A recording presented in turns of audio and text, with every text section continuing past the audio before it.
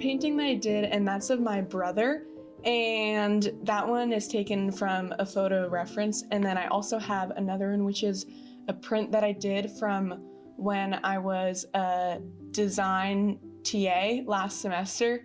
And design's like the normally freshman level class. Yeah, and that one for the print, I originally started by taking a photo of myself, and then I sketched out what I was planning on doing for the print on an iPad, and then I transferred it onto paper, and then I carved it out in the print, and then I printed it, and then I printed it on a painting in a magazine that I liked.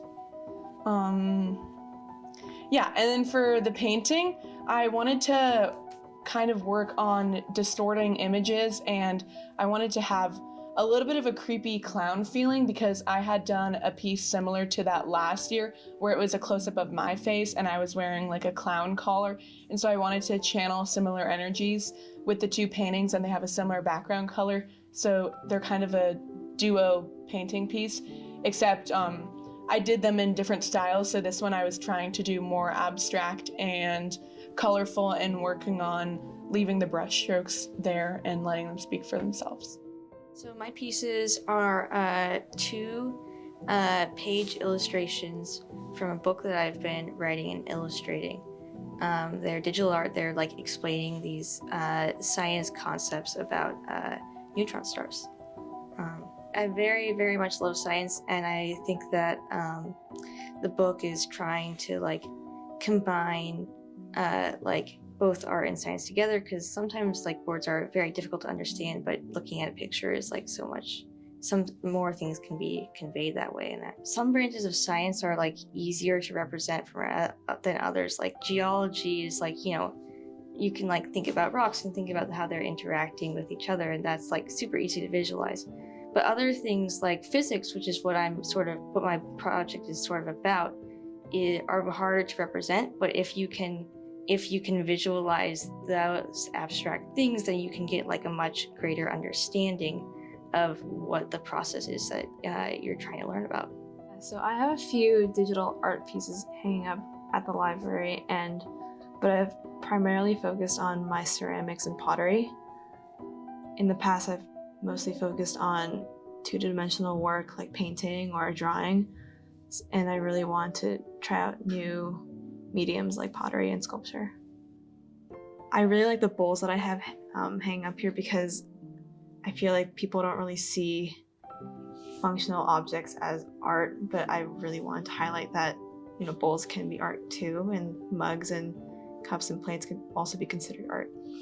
I'm really excited because I haven't been featured before in a gallery or anything. I also like going to galleries and stuff, and I haven't been to museums in a long time, but I'm really excited to go see them all. I think it's really cool because I haven't had too much experience with exhibiting my art in the past, and I think especially since I've been coming to the Howe Library my whole life, it's kind of interesting to see that, oh, my art's featured in the library that I've been going to since I was in preschool.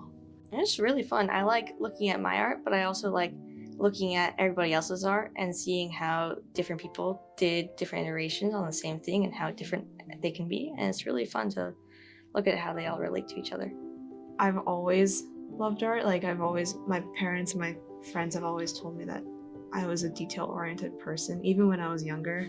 So I guess from there, I've always had a paintbrush or a pencil in my hand.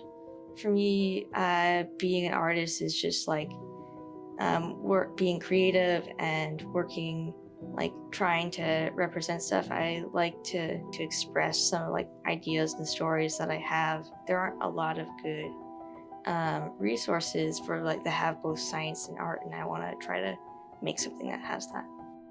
And so art is like a really good way for me to do that, and I really enjoy that. For me, being an artist is just about being able to do whatever I want. And I feel like if I call myself an artist or I say that I'm artistic, then I don't know, to me it just kind of gives me freedom to be like, okay, I can do whatever I want and people can't even judge it, because there's not like standards for artists, and there's not like certain boxes you have to check, and there's not certain things that you have to do, which I really like. And I just like to create, and I like to create in all aspects of my life. Yeah, I think I've always been like branching out and being creative. Like I don't really want to just do one thing my entire life. I want to try new things. I don't know, like I like to cook and I like to bake and I like to decorate, and to me I like to do everything. And like recently I've been doing a ton of pottery, which I hadn't really done before, and I just get super excited by the possibilities of creating beauty in every single thing in my life. So yeah, that's what I like about it. I think being an artist means being able to tell a story and being able to express yourself. Because I think art is a universal language that, like, you don't have to like be an artist to understand something. You can, if you see it and you feel something, I think you're being successful as an artist.